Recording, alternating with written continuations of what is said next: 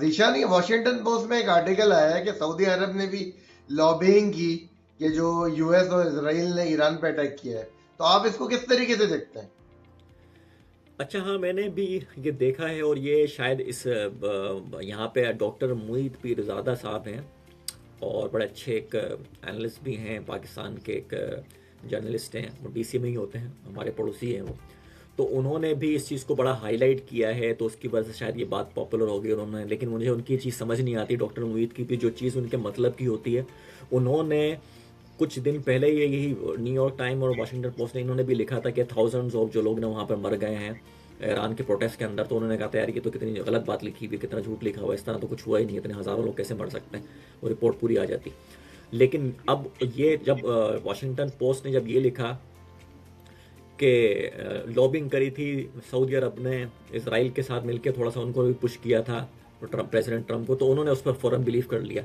तो मैंने खैर उनको ये बात लिखी है और उनको कमेंट भी किया है उनको, तो अभी उन्होंने उसका कोई आंसर नहीं दिया। एनीवेज, तो मैं पर्सनली तौर के ऊपर मेरा एनालिसिस यही है कि मुझे इस बात में कोई इतनी सॉलिड बात नहीं लगती, क्योंकि उसकी वजह ये है कि देखें, मुझे भी ये चीज़ समझ में आ रही है, जो बेसिक लोग जो है ना अंडरस्टैंडिंग रखते हैं कि अगर मिडिल ईस्ट की ईरान एक इंपॉर्टेंट कंट्री, अगर वहाँ पर हमला होगा 2025 के अंदर भी पता चल गया था, तो उसका एक बैड रिएक्शन ही होगा, मिडिल ईस्ट के क्राइसिस और बढ़ेंगे।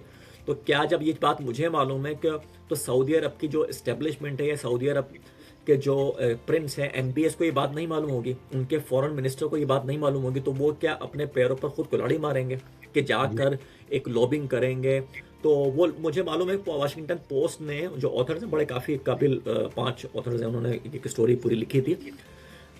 उसका देखिए सही एक रियलिटी तो बाहर नहीं आ सकती इतनी आसानी से, लेकिन मुझे इसका इतना ज़्यादा मुझे चांसेस नहीं लगते कि सऊदी अरब जो है कि इतनी बड़ी लॉबिंग उनकी यहाँ पर है और इतने पैसा वो खर्च करते हैं, तो वो क्या इतना बड़ा रिस्क लेंगे कि अपना मिडिल ईस्ट का पूरा क्राइसिस जो है ना वो वहाँ पे लेकर आ जाएंगे। और थोड़े उन देखे इतना जो ईरान ने लेकिन जितना ये रिएक्शन दिया डिफ्लेक्ट, अगर ऐसा नहीं हुआ तो ये डिफ्लेक्ट करने का क्या मतलब फायदा क्या है कि मतलब ये इसराइल ने तो लॉबिंग की है ना? देखिए मुख्तलिफ लॉबिंग, हाँ देखिए मुख्तलिफ जो है ना लोग ना राइटर्स होते हैं, मुख्तलिफ उनकी बातें मुख्तलिफ अपनी उनके सबके जो है ना अपने कुछ हदाफ होते हैं, तो हम उसकी तरफ तो नहीं जाएंगे। मैं अपने बता सकता हूँ, मुझे नहीं लगता कि I think it was written on the wall. शायद सऊदी अरब ने और बाकी मिडिल ईस्ट ने ये इतना एक्सपेक्ट नहीं किया था, ईरान ने कुछ ओवरवेलमिंग जो है ना कहते हैं ना कि जो एक्सपेक्ट किया था उससे कहीं ज़्यादा ख़तरनाक किस्म का उन्होंने एक रिएक्शन दिया है। शायद उनकी सारी जो बड़ी लीडरशिप है वो उनको मार दिया गया था शायद इसकी वजह से।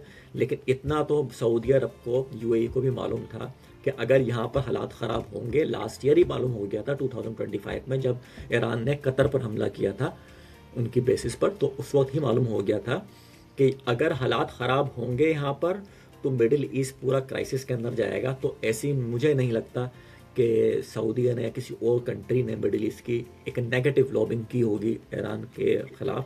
तो मेरा तो इस पर ज़्यादा एक यकीन नहीं है। Okay Disha, thank you.